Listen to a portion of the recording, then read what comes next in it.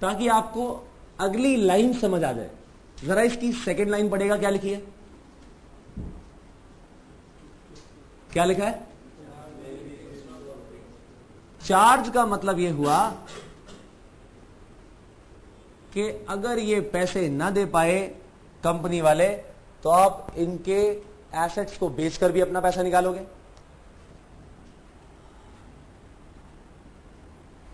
मान लिया जाए कि कंपनी के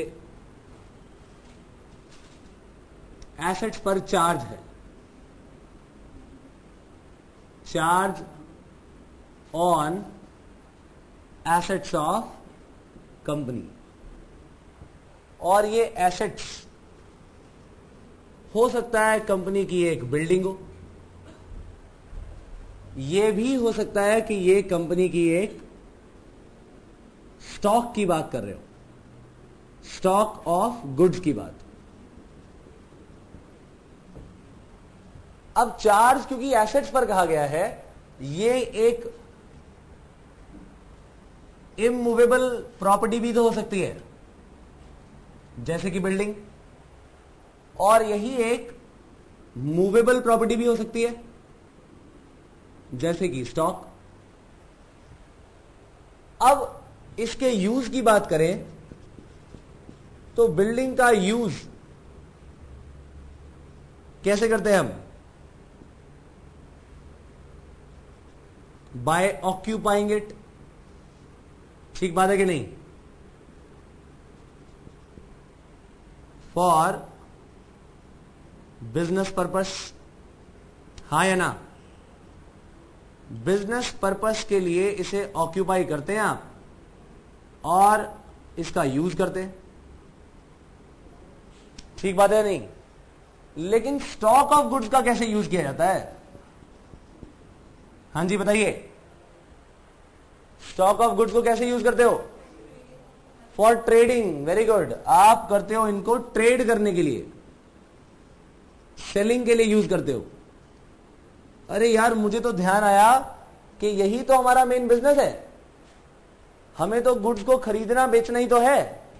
गुड्स आएंगी भी और गुड्स जाएंगी भी, हाँ या ना? गुड्स तो खरीदी जाएंगी, बेची जाएंगी, यानी इसका काम तो सेलिंग का है, हमारा ट्रेडिंग का। एक्चुअली हमने खरीदना है और इसे बेचना है। तो अब मेरी बात कुछ समझ में ये आई कि जी बिल्डिंग तो हमारे पास ही रहेगी फिक्स्ड तरीके से, ठीक बात है कि नहीं?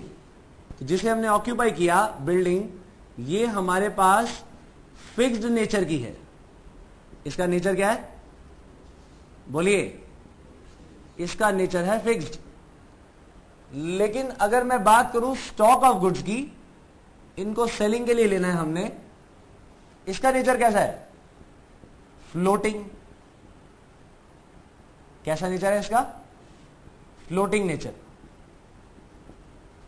क्योंकि ये जो स्टॉक है, कभी हम परचेज करेंगे तो क्या हो जाएगा? प्लस हो जाएगा।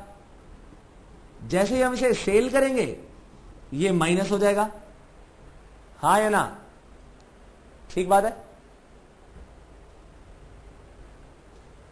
तो अब सवाल ये आता है कि अगर हमने डिबेंचर्स को चार्ज वाकई दिया, तो ये एसेट्स पर जो चार्ज दिया है, बिल्डिंग पर तो चलो दे दिया, स्टॉक पर चार्ज कैसे देंगे? स्टॉक तो बिकता रहेगा, हाँ या ना? तो जब किसी ऐसी इमूवेबल चीज पर आपने चार्ज दे दिया, क्या कहा कि अगर हम आपका पैसा न लौटा पाए तो इस बिल्डिंग को बेचकर भी आप अपना पैसा निकाल सकते हो। तो चार्ज हो गया इमूवेबल प्रॉपर्टी पर। ये कैसा कहलाता है? Fixed charge. कैसा कहलाएगा? Fixed charge. इस पर अगर चार्ज लगाया गया, कैसा कहलाएगा ये? Fixed charge.